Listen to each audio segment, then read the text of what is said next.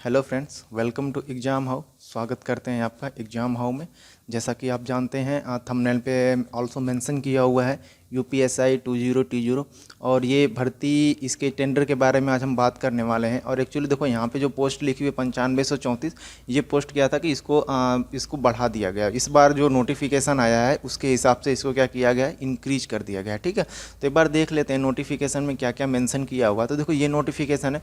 अगर आप इस नोटिफिकेशन को डाउनलोड करना चाहते हैं तो आप डिस्क्रिप्शन में जाओ, वहाँ पे क्या है कि आपको नोटिफिकेशन डाउनलोड करने की लिंक प्रोवाइड कर दी गई है, तो वहाँ से आप इसको ईजिली डाउनलोड कर सकते हैं। ठीक है, तो बात करते हैं अगर इसके पोस्ट के बारे में, कितनी पोस्ट थी। तो पहले देखो जो पोस्ट आई हुई थी एसआई के लिए, ठीक है, और उसके जितने भी इक्विवेलेंट जो पोस्ट आई थी उसके लिए सिर्फ यहाँ पे 6130 पोस्ट थी। ठीक है, 6130 पोस्ट थी। बट अब क्या किया गया कि इसको रिवाइज्ड किया गया। रिवाइज्ड करने के बाद से 9534 पोस्ट कर दिया गया। ठीक है, और यहाँ पे दूसरे पॉइंट में लिखा हुआ है कि 3 फाइनेंशियल ईयर्स में ये एग्जाम कराते हैं।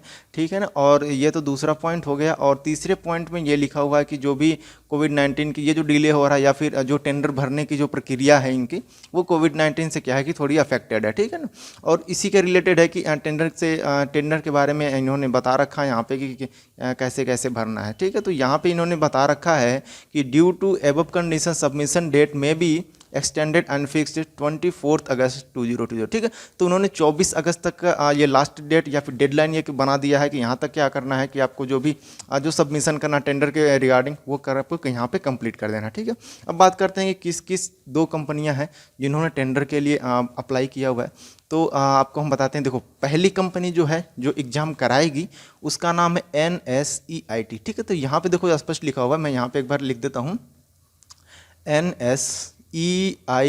ठीक है, लिमिटेड। तो ये कंपनी है जो क्या कराएगी, ये एग्ज़ाम कराएगी। ठीक है, और यहाँ पे आप देखो कि एग्ज़ाम्स के रिलेटेड जो भी क्वेरीज हैं उस कंपनी ने यहाँ पे पोस्ट कर रखे हैं। ठीक है, तो ये आपको उतना ध्यान देने की ज़रूरत नहीं है, बट फिर भी आप इसको चाहो तो रीड कर लो और डिस्क्रिप्शन से आप इसको एक बार डाउनलोड करके कैजुअल वे में इसको पढ़ लेना। ठीक है, तो पहली कंपनी कौन सी, NSEIT है जो इस टेंडर को भरी है और ये क्या है कि एलिजिबल है, मतलब कि ये कंपनी एग्ज़ाम कराएगी। ठीक है, दूसरी कंपनी है, दूसरी कंपनी देखो TCS है। अभी मैं दिखाता हूँ कि TCS भी है और TCS ने भी ढेरों सारी क्वेरीज भेज रखे हैं। ठीक है, तो 2 कंपनियां हैं, ये जो 2 कंपनियां हैं एग्जाम कराएंगी, NSEIC और एक TCS। ठीक है, तो यहाँ पे आप देखो तो TCS है, TCS भी क्या कर रही है, TCS भी ये एग्जाम करा रही है। और यहाँ पे आप देख सकते हो कि क्लेरिफिकेशन कुछ पॉइंट्स यहाँ पे लिखे हुए, इससे पहले वाले में भी लिखा हुआ है। ठीक है, तो क्या क्या उनको क्वेरीज थी वो उन्होंने यहाँ पे सारा कुछ मेंशन किया हुआ है। ठीक है ना, तो यहाँ पे आपको एक बार ये सब देख लेने की ज़रूरत है। अगर हम कुछ एडिशनल अब बात करते हैं कि कितने शिफ्टों में ये एग्ज़ाम होगा, कितने दिनों में एग्ज़ाम अगर हो तो ख़त्म हो जाएगा, तो अगर हम बात करें इसकी तो यहाँ पे आपको 30 शिफ्टों में इनको बोला गया है कि ये क्या होगा, 30 शिफ्टों में ये एग्ज़ाम को ख़त्म कराएंगे। ठीक है, अगर देखो कि 30 शिफ्ट में ये एग्ज़ाम ख़त्म कराते हैं तो इनको लग जाएगा 15 दिन लग जाएंगे। ठीक है ना, 15 डेज इनको लग जाएंगे एग्ज़ाम को फिनिश कराने में।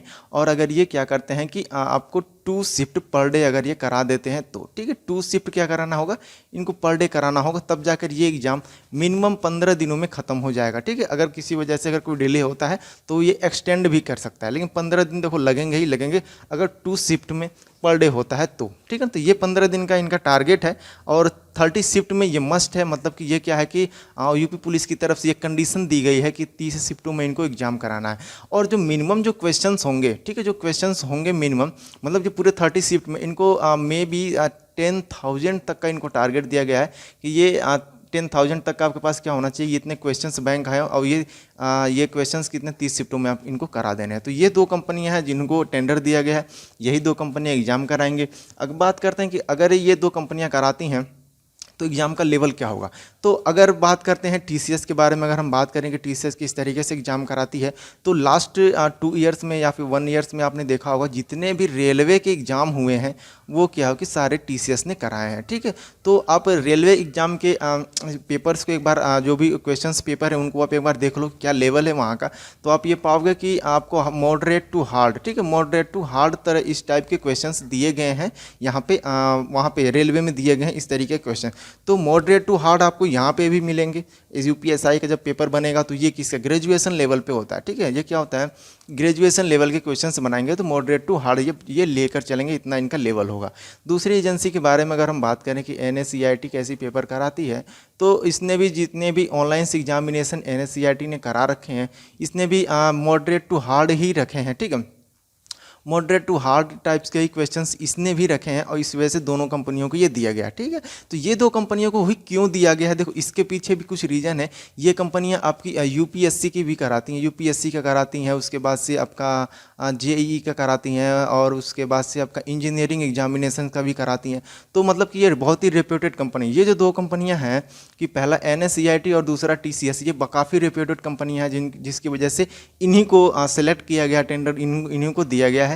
तो जो अगर एग्ज़ाम होते हैं तो मे भी देखो जो चांस है एग्ज़ाम होने के, वो एग्ज़ाम दिसंबर 2020 तक, या फिर आप ये बात कर सकते हो कि बिहार SI के जो एग्ज़ाम होंगे उसी के आसपास ही होंगे। ये मतलब एक दूसरे से मैच नहीं करेंगे, ठीक है। मतलब कि 20 दिन 25 दिन का डिफरेंस होगा, उसी के आसपास ये एग्जामिनेशन होने वाले हैं। तो दिसंबर जनवरी आप मान के चलो, उससे पहले नहीं, और 1 या 2 महीने में आपको फॉर्म भी मिल जाएंगे। तो आपको हमारा चैनल सब्सक्राइब करना है, वीडियो को शेयर करो ताकि ये सबको पता चले। और इस तरीके से जो भी अगर आप नोटिफिकेशन जानना चाहते हो तो आप हमारे साथ बने रहें, हम आपको ये सारी चीज़ें अप टू डेट कराते रहेंगे। तो आज के लिए बस इतना ही रहने देते हैं, जैसे ही कोई दूसरा नोटिफिकेशन आएगा हम आपको क्या करेंगे कि इन्फॉर्म करेंगे।